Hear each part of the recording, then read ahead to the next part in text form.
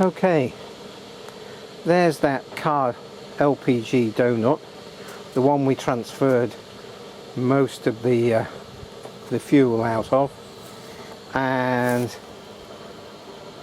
we've got 12 volts going into that solenoid, that one there, and then we've got an output going along all these pipes through this lot, which is,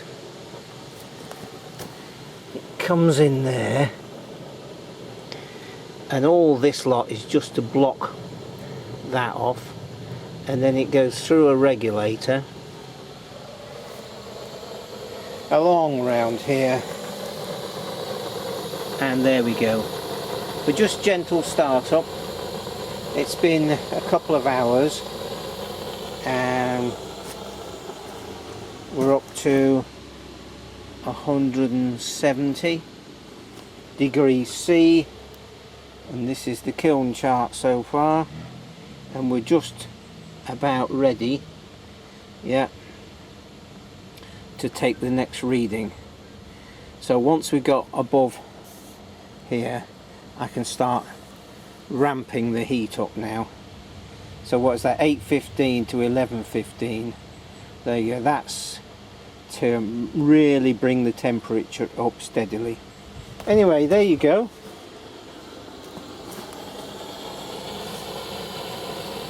Dead rural, but it seems to work. No expectations. So we're up to 408 and we're using the remainder of the gas that's in this tank, and this 19 kilo is virtually empty as well. So I've got 2 blow torches working over there, just to use up the remainders of the gas, because if I was to put the big tank, big blowtorch on either of those, in half an hour it might very well be empty.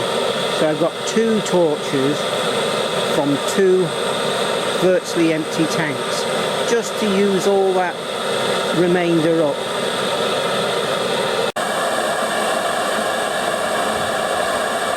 And there we are, 2 blow torches.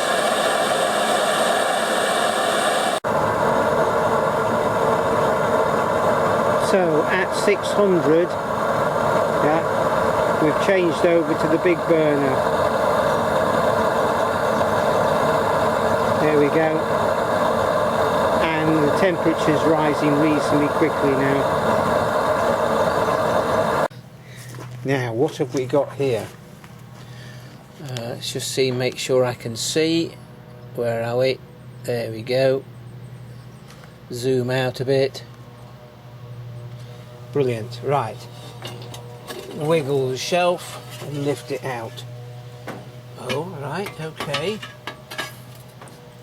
Interesting. Right. Yeah, I quite like that. It feels quite glossy. Seems to have done quite well. And these are these bowls I've been doing. Feels a little bit, I'll probably just have to run a little bit of wet and dry around that. That's not bad.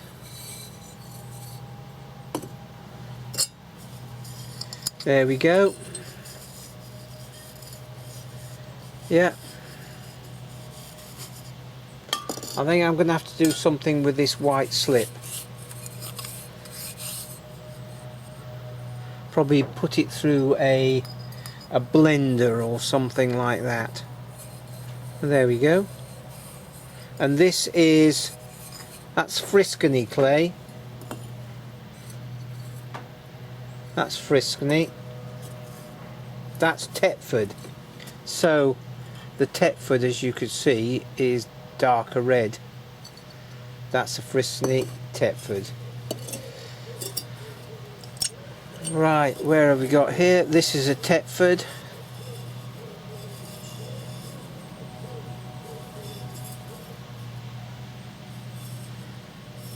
Yeah, quite pleased with that.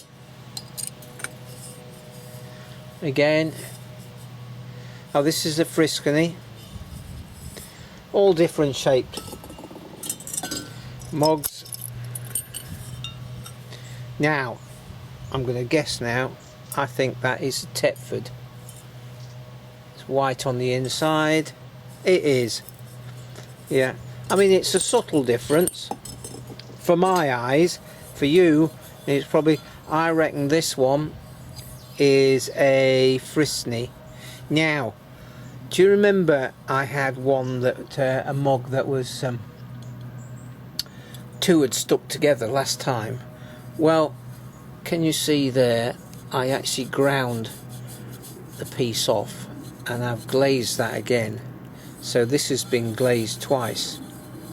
And there's another bit. So I put 2 coats of glaze on there, but it hasn't come out as glossy as the twice fired. Interesting, isn't it? It's usable. Yeah. Right, let me get rid of this lot.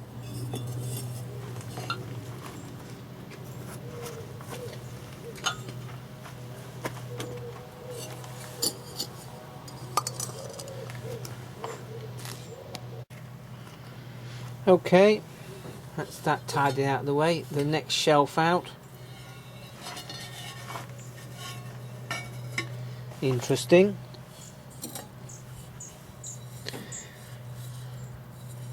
Friscony clay. Right, we're going to have to zoom out a bit. Oh, that's it. There we go. I quite like that. In fact, I like that a lot. Yeah. 2 coats of glaze on there. 2 coats of earthenware transparent.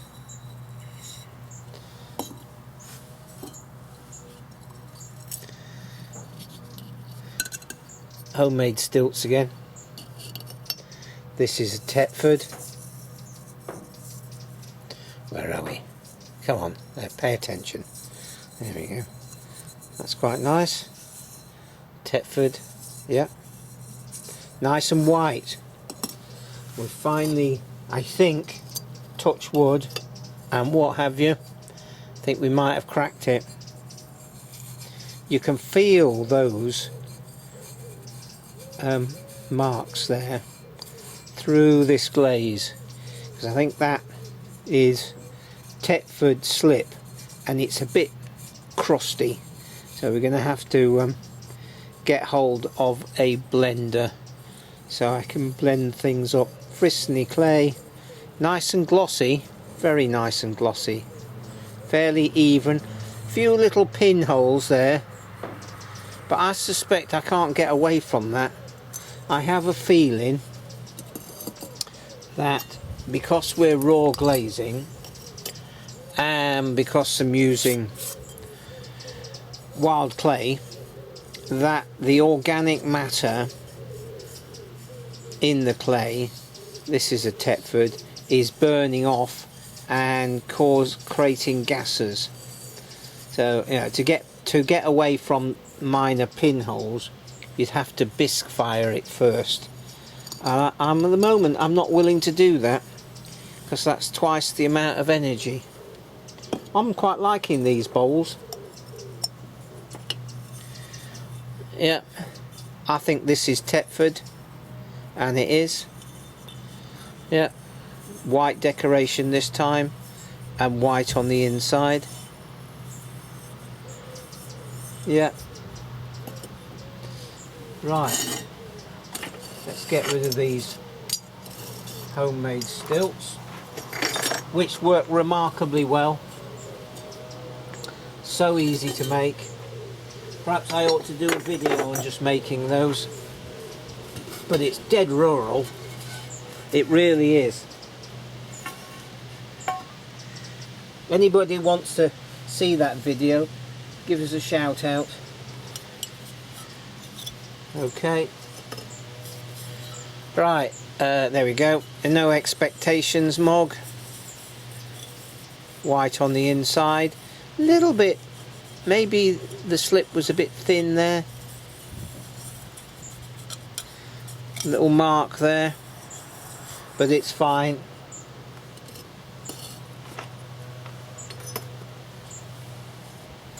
Getting the slip right when you're making your own for doing this sort of thing is quite tricky. You don't want it too thick, you don't want it too thin. Dancing through time, a little bit of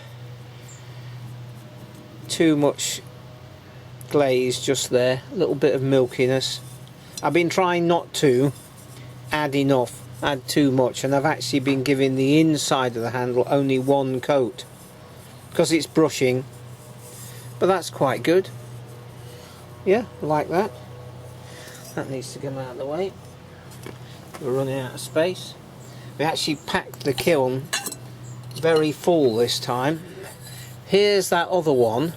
You see there, that's where it pulled out of the, when it was stuck to that other one.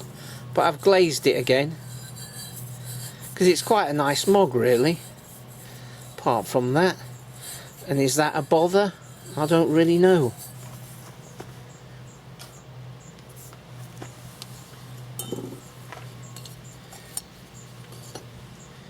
Now this one's a bit peculiar. It's a Friscony, but it's got warmer. See that darker colour? And there's a slight tinge inside. Nothing to be worried about, but yeah, this is the bottom shelf obviously, but I didn't race, as you've seen by the kiln chart, I didn't race through the temperature. There was no place where the temperature went up dramatically, but bottom shelf. Now you'd think this would be Thetford. Oh, it is. But it's darker than some of the other ones because it's just got that bit warmer. Yep.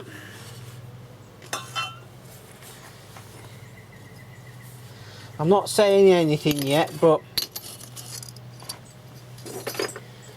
there hasn't been a real fault so far in this firing.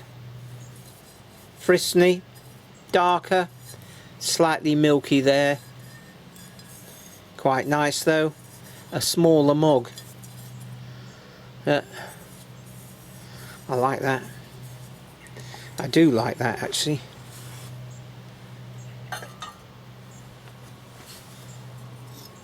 Another one. Some of these stilts, I think the pins are just a little bit long, and I can just grind those back a bit. Another one here, Thetford, very glossy on the bottom. That's alright round there.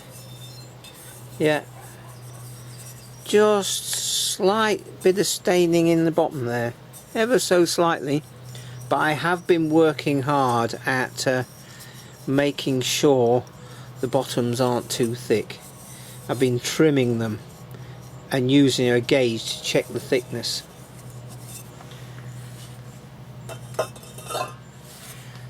Wow, last one.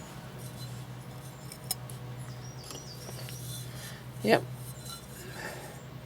Thetford, slight milkiness despite only one coat in there. Bit tricky, obviously it's where everything runs.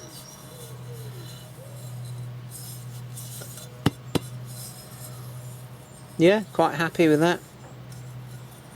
So here we go. You got to make sure that the bottoms are not too thick. Obviously this one, because it's got the cutting off swirls in it, if you can see that,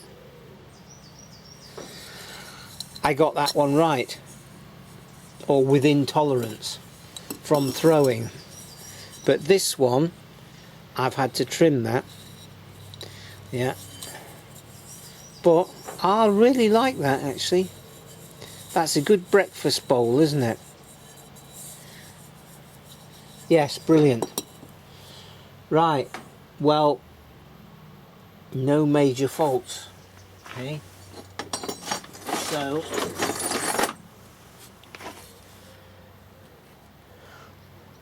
thanks to the kiln god, eh? That was in place. Thanks to Fran for making it. And comments if you will. Otherwise, you know, just enjoy the video. Please put the like, tick the old like thing, so that more people get to see it. The more likes, the more it gets promoted, the more people can see it, etc., etc. And it's just sharing the excitement or the information or what have you. Yeah. Local clay, make your own or convert your own kiln, earthenware firing, slit made from white clay. Yeah, so the main things that the main costs actually of doing this the main costs are, that's right, the glaze. That's not cheap. I think that works out about 40 or 50 pence per mug. Yeah, and you know, I buy what was it, a kilo at a time, but they're in these tubs, half-kilo tubs, so I buy a kilo at a time. It doesn't last that long. The underglaze, that's not really too much of a cost because it lasts forever. And then of course there's the on this one, this was fired with propane, so there's the theoretical cost of the propane, which between 4 and 5 kilos of propane. So there you go, for firing this. But I've been using up odd and ends of bottles, and also I had a few vehicle LPG donut tanks around here, and I've been gradually using those up, emptying those, because otherwise they just go through the crusher, yeah, and all that propane is lost. So I'm using it up and then taking the brass fittings out. So we try and keep the costs and the impact down as much as possible. I would really like to get up to 1,050 with the wood-fired kiln, but as yet I've been unable to do that, and got an idea of rebuilding the front of it to put the pyrometer in right in the middle of the gas path, as I have here. If you remember, I changed the pyrometer from there to over here, so the gas comes up this front here, or the flame or the heat or what have you, so the pyrometer is right in there, and that seemed to make a huge difference. But you know, it's a matter of, as I call it, the gas path. You've got to make sure the heat moves through the kiln all the way. Yeah. So anyway, I will catch up with you soon. Cheers for now.